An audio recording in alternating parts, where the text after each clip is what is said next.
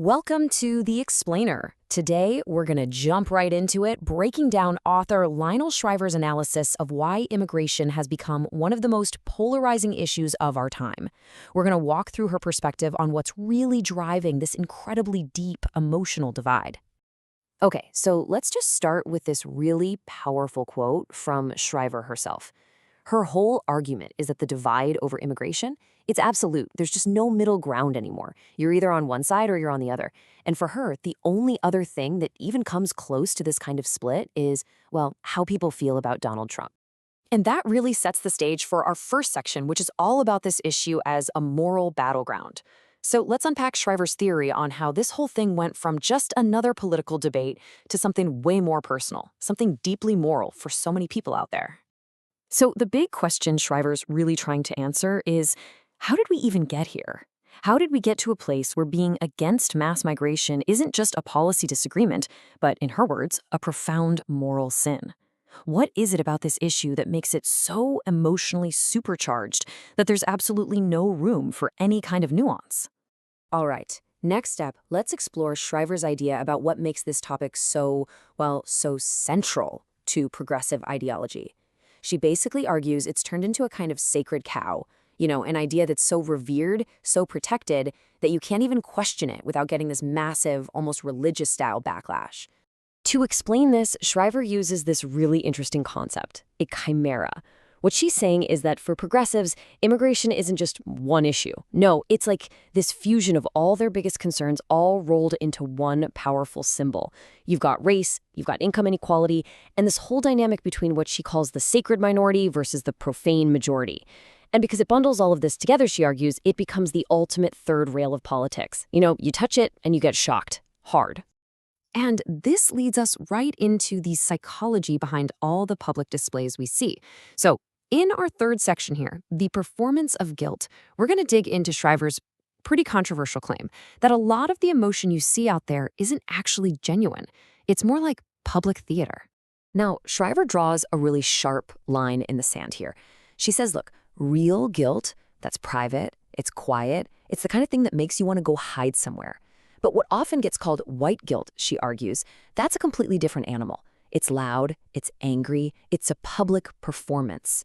In her view, it's not really about feeling sorry for anything, it's about showing everyone else how righteous and morally superior you are. And this quote right here, it perfectly illustrates her point. She's saying that in this performance, the protesters themselves actually become the main characters. The focus isn't really on the immigrants anymore, it shifts to the act of protesting itself. She calls it a big white savior narrative, where the activists get to cast themselves as the heroes of their own story. So, following that logic, Shriver lands on what she sees as the root cause of all this, but she calls an obsession with self. Her argument is that this whole behavior stems from a really fundamental shift in our culture, a move away from the collective and just intensely towards the individual. Yeah, at the very heart of her analysis is this claim right here, that a profound, intense focus on the self is the absolute core of the entire progressive mentality.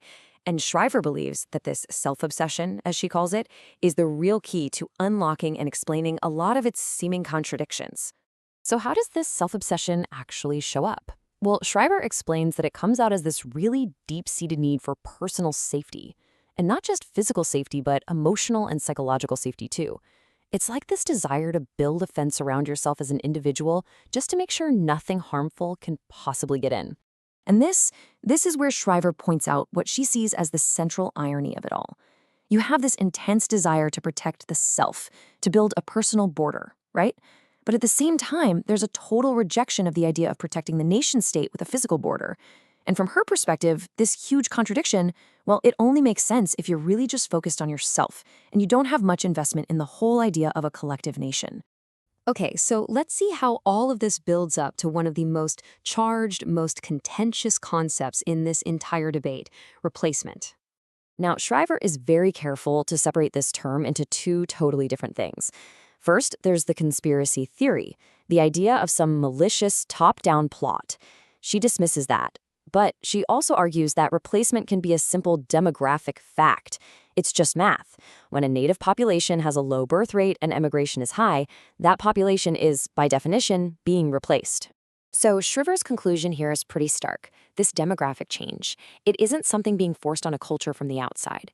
Instead, she argues it's a direct result of a culture's own internal choices, specifically the choice not to have enough kids to replace the population that's already there. And all of this kind of builds to a climax in our final section, A Culture in Question. This is where we look at Shriver's biggest, broadest takeaway. What does this whole debate really mean for the future of Western culture itself? Because for Shriver, this whole political fight, it's just a symptom. The real issue, she suggests, is something much deeper, a cultural void. The idea is that with the decline of traditional sources of meaning, things like family, nation, religion, people are left kind of searching for purpose.